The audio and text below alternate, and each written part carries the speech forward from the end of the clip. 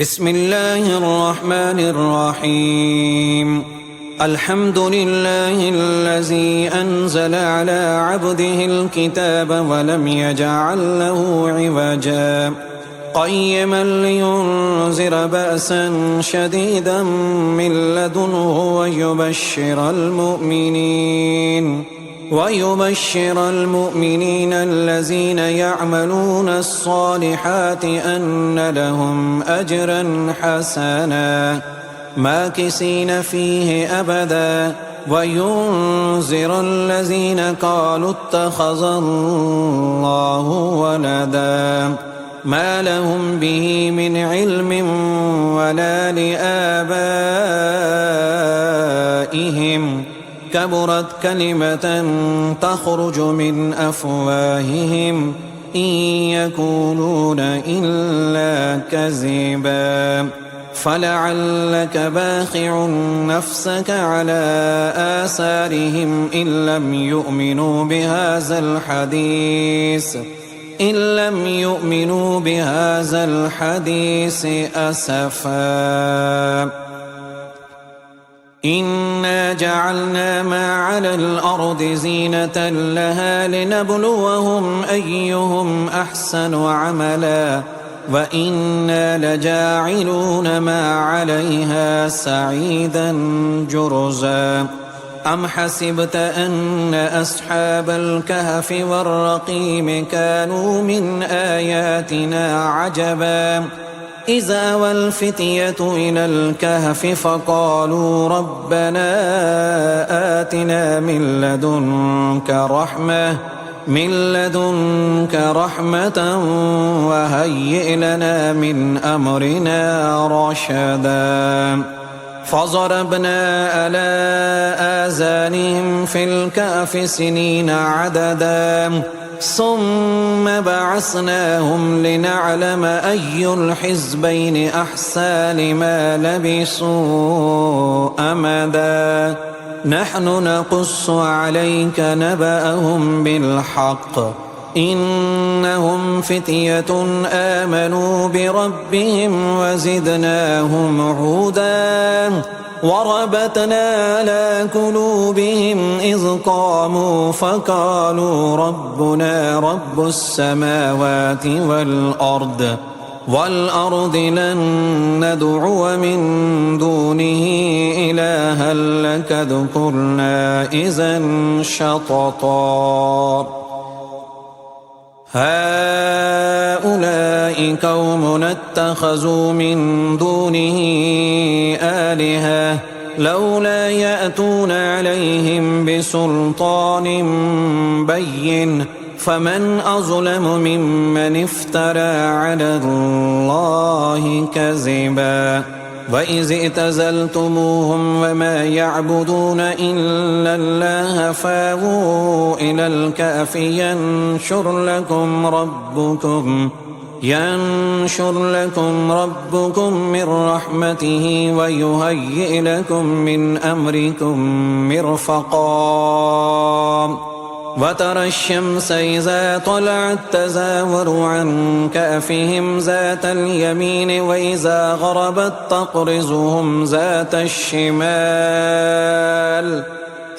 الشمال وهم في فجوة منه ذلك من آيات الله. من يهد الله فهو المهتد ومن يضلل فلن تجد له وليا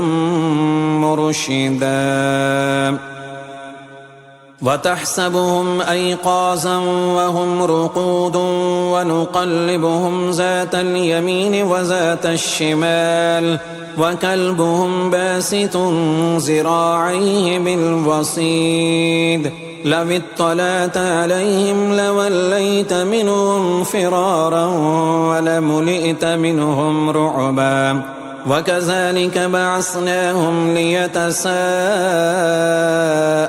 بينهم قال قائل منهم كم لبثتم قالوا لبثنا يوما أو بعد يوم قالوا ربكم أعلم بما لبثتم فابعثوا أحدكم بورقكم هذه إلى المدينة فلينظر أيها أزكى طعاما فليأتكم برزق منه وليتلطف ولا يشعرن بكم أحدا إنهم إن يظهروا عليكم يرجموكم أو يعيدوكم في ملتهم ولن تفلحوا إذا أبدا وكذلك أعصرنا عليهم ليعلموا أن وعد الله حق وأن الساعة لا ريب فيها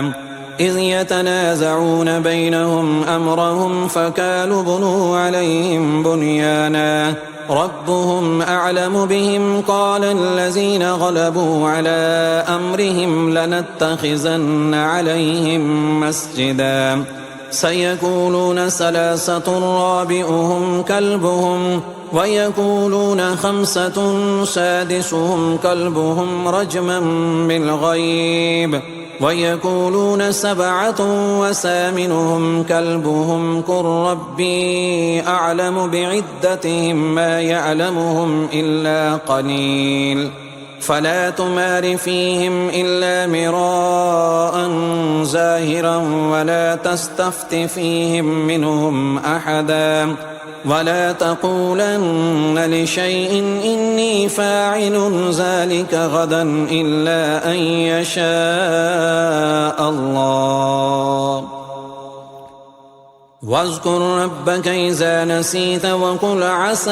أن يهديني ربي لأقرب من هذا رشدا ولبثوا في كهفهم 300 سنين وازدادوا 9 قل الله أعلم بما لبثوا له غيب السماوات والأرض أبصر به وأسمع ما لهم من دونه من ولي ولا يشرك في حكمه أحدا واتل ما أوحي إليك من كتاب ربك لا مبدل لكلماته ولن تجد من دونه ملتحدا واصبر نفسك مع الذين يدعون ربهم بالغداة والعشي يريدون وجهه ولا تعد عيناك عنهم تريد زينة الحياة الدنيا ولا تطع من أغفلنا قلبه عن ذكرنا واتبع هواه وكان أمره فرطا وقل الحق من ربكم فمن شاء فليؤمن ومن شاء فليكفر إنا أعتدنا للظالمين نارا أحاط بهم سرادقها وإن يستغيثوا يغاثوا بماء كالمهل يشفي الوجوه بئس الشراب وساءت مرتفقا إن الذين آمنوا وأملوا الصالحات إنا لا نضيع أجر من أحسن عملا أولئك لهم جنات عدن تجري من تحتهم الأنهار يحلون فيها من أساور من ذهب ويلبسون ثيابا حزرا من سندس واستبرق متكئين فيها على الأرائك نعم الثواب وحسنت مرتفقا واضرب لهم مثل الرجلين جعلنا لأحدهما جنتين من أعناب وحففناهما بنخل وجعلنا بينهما زرعا كلتا الجنتين آتت أكلها ولم تظلم منه شيئا وفجرنا خلالهما نهرا وكان له ثمر فقال لصاحبه وهو يحاوره أنا أكثر منك مالا وأعز نفرا ودخل جنته وهو ظالم لنفسه قال ما أظن أن تبيد هذه أبدا وما أظن الساعة قائمة ولئن رددت إلى ربي لأجدن خيرا منها منقلبا قال له صاحبه وهو يحاوره أكفرت بالذي خلقك من تراب ثم من نطفة ثم سواك رجلا لكن هو الله ربي ولا أشرك بربي أحدا ولولا إذ دخلت جنتك قلت ما شاء الله لا قوة إلا بالله إن ترني أنا أقل منك مالا وولدا فعسى ربي أن يؤتيني خيرا من جنتك ويرسل عليها حسبانا من السماء فتصبح صعيدا زلقا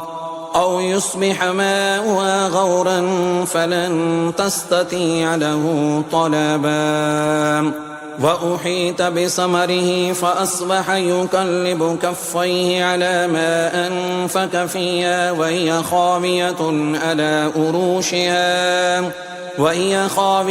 على أروشها ويقول يا ليتني لم أشرك بربي أحدا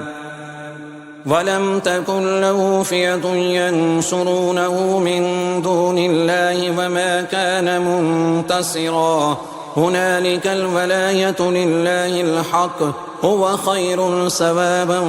وخير عقبا واضرب لهم مثل الحياة الدنيا كماء إن أنزلناه من السماء فاختلط به نبات الأرض فأصبح هشيما تذروه الرياح وكان الله على كل شيء مقتدرا المال والبنون زينة الحياة الدنيا والباقيات الصالحات خير عند ربك ثوابا وخير أملا ويوم نسير الجبال وترى الأرض بارزة وحشرناهم فلم نغادر منهم أحدا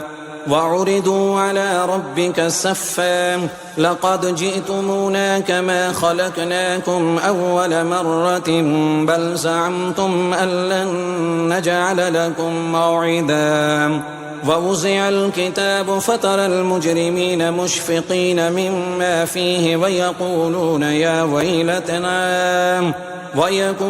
يا ويلتنا ما لهذا الكتاب لا يغادر صغيرة ولا كبيرة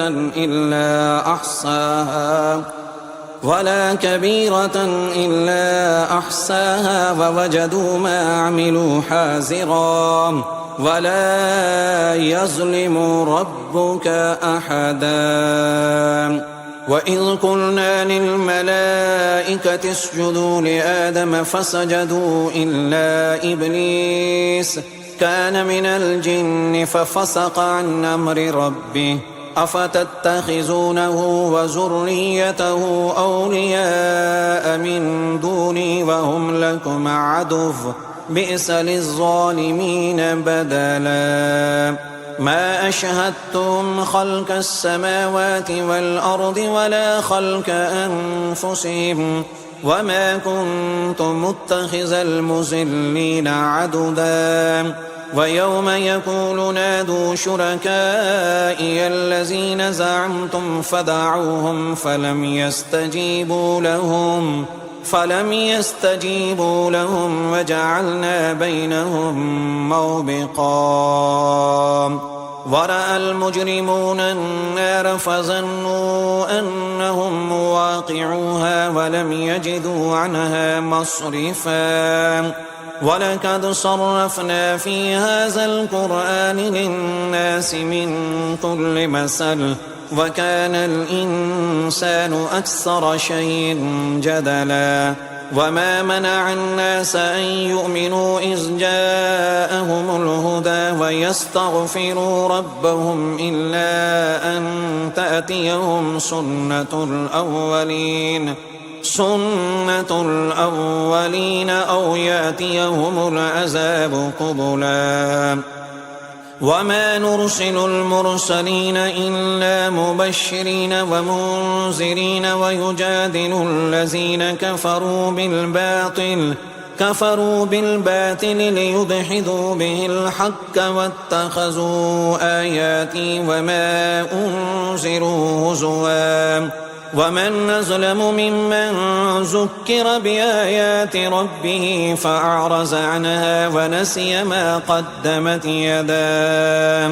إنا جعلنا على قلوبهم أكنة أن يفقهوا وفي آذانهم وقرا وإن تدعهم إلى الهدى فلن يهتدوا إذا أبدا وربك الغفور ذو الرحمة لو يؤاخذهم بما كسبوا لعجل لهم العذاب بل لهم موعد لن يجدوا من دونه موئلا وتلك القرى أهلكناهم لما ظلموا وجعلنا لمهلكهم موعدا وإذ قال موسى لفتاه لا أبرح حتى أبلغ مجمع البحرين أو أمضي حقبا فلما بلغا مجمع بينهما نسيا حوتهما فاتخذ سبيله في البحر سربا فلما جاوزا قال لفتاه آتنا غداءنا لقد لقينا من سفرنا هذا نصبا قال أرأيت إذا أوينا إلى الصخرة فإني نسيت الحوت وما أنسانيه إلا الشيطان أن أذكره واتخذ سبيله في البحر عجبا قال ذلك ما كنا نبغي فارتدا على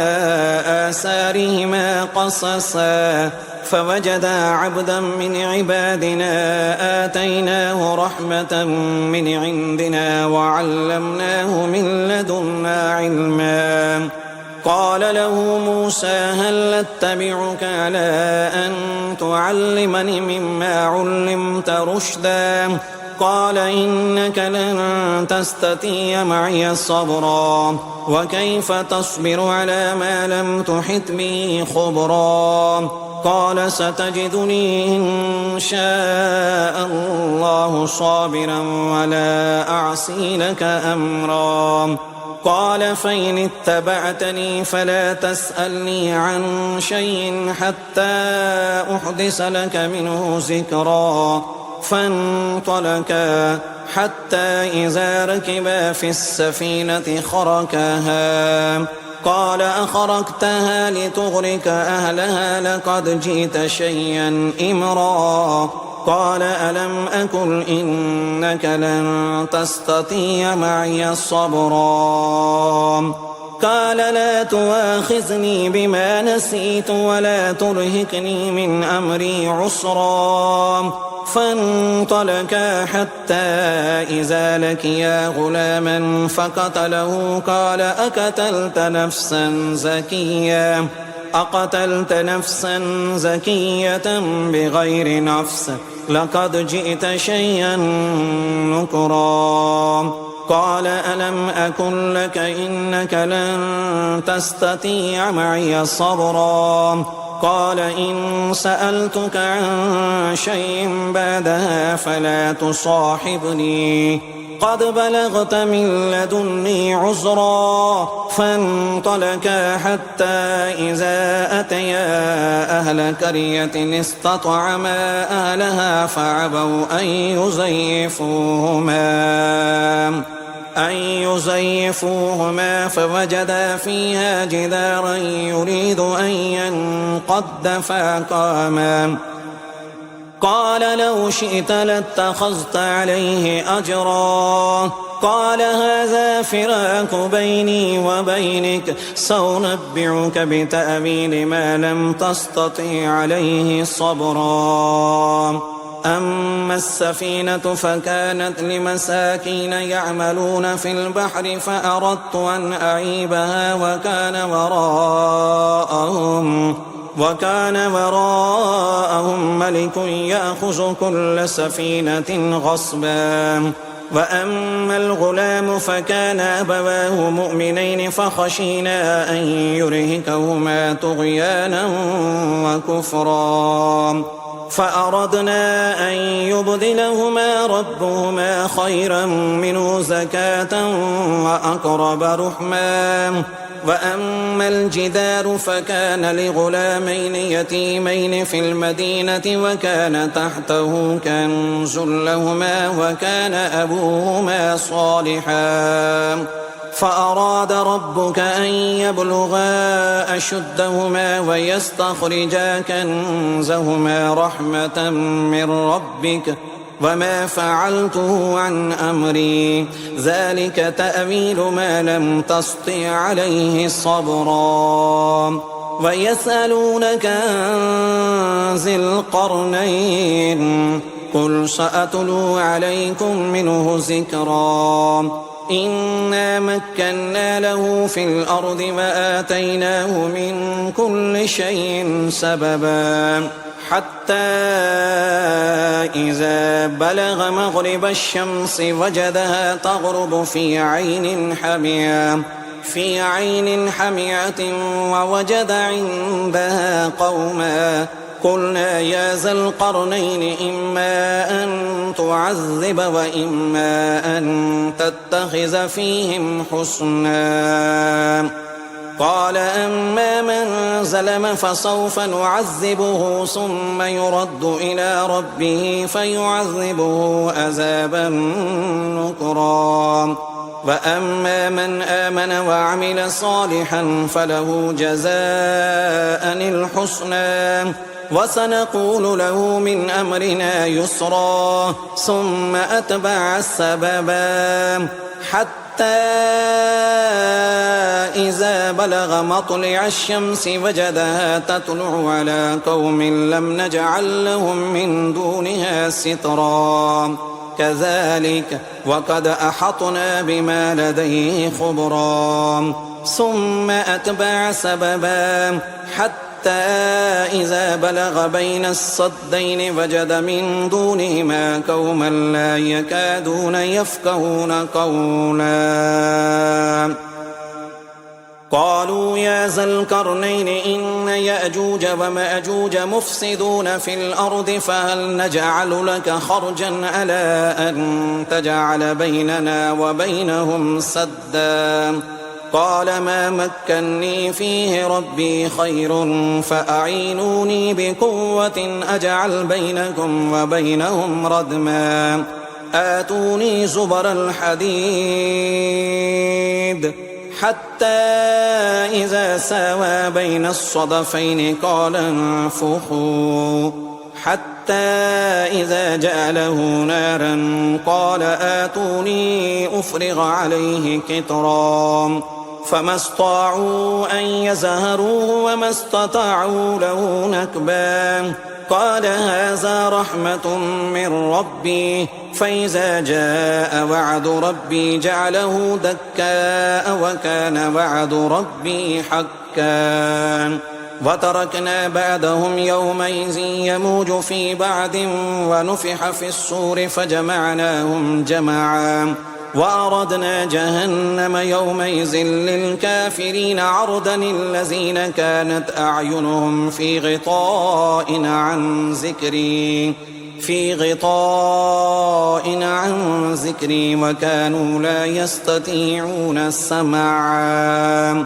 أفحسب الذين كفروا أن يتخذوا عبادي من دوني أولياء إنا أعتدنا جهنم للكافرين نزلا قل هل ننبئكم بالأخسرين أعمالا الذين زل سعيهم في الحياة الدنيا وهم يحسبون أنهم يحسنون صنعا أولئك الذين كفروا بآيات ربهم ولقائه فحبطت أعمالهم فلا نقيم لهم يوم القيامة وزنا ذلك جزاؤهم جهنم بما كفروا واتخذوا آياتي ورسلي هزوا إن الذين آمنوا وعملوا الصالحات كانت لهم جنات الفردوس نزلا خالدين فيها لا يبغون عنها حولا قل لو كان البحر مدادا لكلمات ربي لنفد البحر قبل أن تنفد